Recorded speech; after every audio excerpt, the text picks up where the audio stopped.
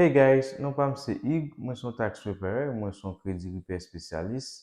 Nou travay pou kompare sa ki se Perfection Financial Group. Nan Perfection Financial Group, nou bay diferent servis, nou fe tax services, ou menm ki ap chachon kompare ki ou ka fe konfians avek taxo, ane sa ou ka rele nou ka ede ou. Nou fe kredi repair tou. So, sou pou kon gen kredi, ou ka rele nou ka ede ou ouvre kredi ou menm ki gen kredi ou pa bon, ou ka rele nou ka ede ou avek kredi ou. So, je di ap de fet video sa pou m vin pale nou de mou sa ki anpil nan nou chak le nou tadel, nou getan gon kredi ki vin lakay. Se investi. Mou sa, se mou sa ki ka chanje la vi ou, se mou sa nou menm nou petande. So, m vle ou bon ti anekdot de tout sa ka fet. Kom ou met la bank lan va ken bel vwe. Bank lan pren nan mon, la l'investil. Mwen kompren, ou pral di m, oui, bank lan investil, men nepot lem bezwen kom mwen ka al pren. Oui, m d'akwa avek so di ya, men son ris liye. Le bank lan pren kob la l'investil, li fe kob sou kob ou bali ya. Se menm jan tou, ou te ka pren kob ou investi pou tèt ou. Mais à l'aide de de pérésité qui la caille ou pas vle faire ça. N'importe, par exemple, on compare assurance. On paye chaque mois, ça compare assurance ça fait. Comme ou bali li prend la l'investir. Même quand on paye assurance là par mois, li prend comme ça la l'investir. Tout ça on dit qu'à faire tout, mais pérésité faut pas faire. Ça dans tête ou. De pou investi, ou ka perdil. Oui, lò investissement c'est ça li. Son bagay ki riske investissement. Mais ou même ki konnen, kote moun ka rive, par exemple, sou gen $100 seulement, ou pa investis tout $100. Ou ka investi $5, $10 la dan, ou ka pren risque la pou tèt ou.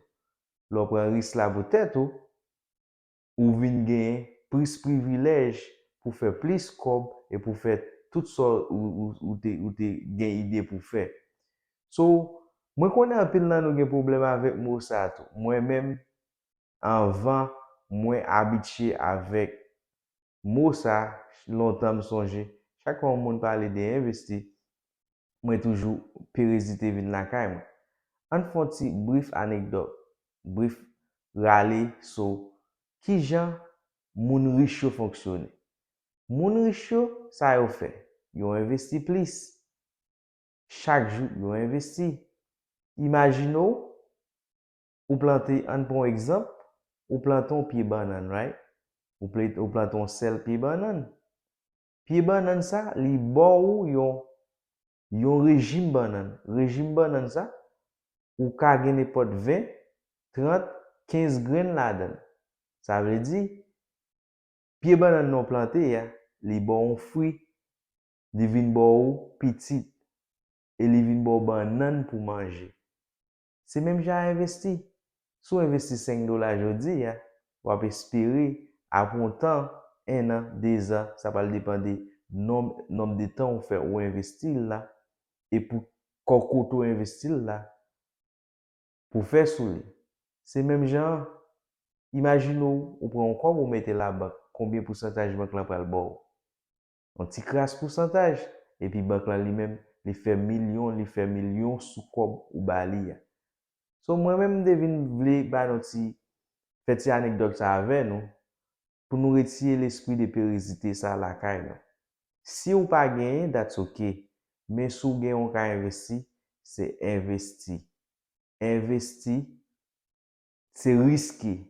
Oui, tout ça a fait, son bagay c'est risqué li. Si ou pas prend risque là, ou pas konn comment li.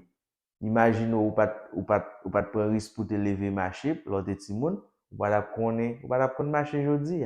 C'est même genre tout, son jour pour faire.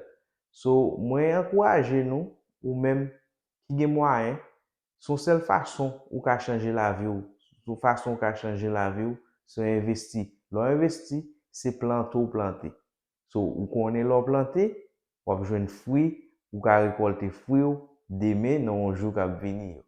So mwen souhaite ou prend ti vidéo ça et appliquer mot ça, appliquer ça ou m'dou yo et puis ou apon 2 3 4 ans la vie ou ka changer.